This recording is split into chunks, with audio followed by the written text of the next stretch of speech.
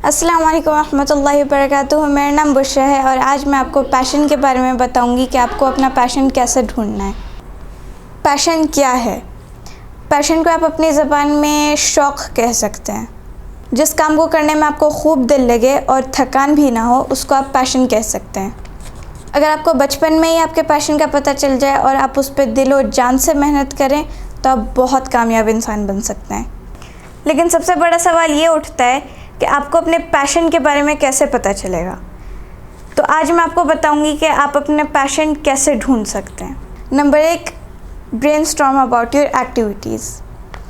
Brainstorm मतलब आप अपना दिमाग लगाइए और आप ये सोचिए कि आपको किस काम को करने में सबसे ज़्यादा मज़ा आता है। Take help of your family, friends and teachers.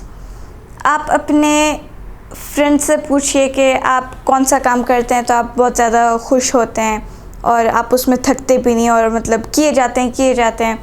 आप अपने पेरेंट्स से पूछिए, भाई बहनों से पूछिए कि आप कौन सा काम करते हैं तो आपको खुशी मिलती है। और आप ख़ुद भी सोचिए कि आप कौन सा काम करते हैं तो आपको थकान नहीं होती है और आपको मज़ा आता है उस काम को करने में, जैसे यूट्यूब वीडियोस बनाना, दौड़ना, स्पोर्ट्स, वो सब। तो आप ये सब पूछ करके आप थोड़ी सी हेल्प ले सकते हैं। Number 2, right down values that are important to you. आपको अपने पैशन को चुनने से पहले फैमिली और रिलीजियस वैल्यूज़ को भी ध्यान में रखना होगा। जैसे आपको वीडियोस बनाना पसंद है लेकिन आपके फैमिली मेम्बर्स आपको अलाउ नहीं करते हैं, आपके पेरेंट्स आपको अलाउ नहीं करते हैं कि आप वीडियोस बनाएं और उसको पोस्ट करें। उन लोगों की तरफ से आपको परमिशन नहीं मिली है, तो आप उसको हटा करके कोई दूसरा पैशन चुनिए। फॉर एग्ज़ाम्पल, आपको डांस करना पसंद है और आप एक मुसलमान हैं, लेकिन इस्लाम में डांस करना मना है। तो अगर आप उसको अपने पैशन के जैसे लेती हैं तो वो इस्लाम के ख़िलाफ़ होगा, और आप एक मुसलमान हैं तो वो उसको हटा करके आप कोई दूसरा पैशन चुनिए, कोई दूसरी चीज़ें ढूंढिए। इसलिए आपको अपने पैशन को चुनने से पहले अपने फैमिली वैल्यूज़ और रिलीजियस वैल्यूज़ दोनों को भी ध्यान में रखना होगा। Number 3, consider your talent. आपको अपने पैशन को ढूंढने से पहले अपने टैलेंट को भी ध्यान में रखना होगा। अगर आपको दौड़ना पसंद है लेकिन आपका एक पाँव सही नहीं है, उसमें कोई प्रॉब्लम है, आप दौड़ नहीं सकते हैं उस पाँव से, तो वो आपका टैलेंट नहीं हो सकता है। या आपको गाना पसंद है लेकिन आपकी आवाज़ सही नहीं है, तो वो भी आपका टैलेंट नहीं हो सकता है। आपको मैथ करने में बहुत ज़्यादा मज़ा आता है लेकिन आपकी सारी टीचर्स बोलती हैं कि तुम मैथ्स में ज़्यादा अच्छे नहीं हो, तुम इंग्लिश में ज़्यादा अच्छे हो या हिंदी में ज़्यादा अच्छे हो, और मतलब सब लोग बोलते हैं कि तुम मैथ में ज़्यादा अच्छे नहीं हो, तो वो भी आपका टैलेंट नहीं हो सकता है।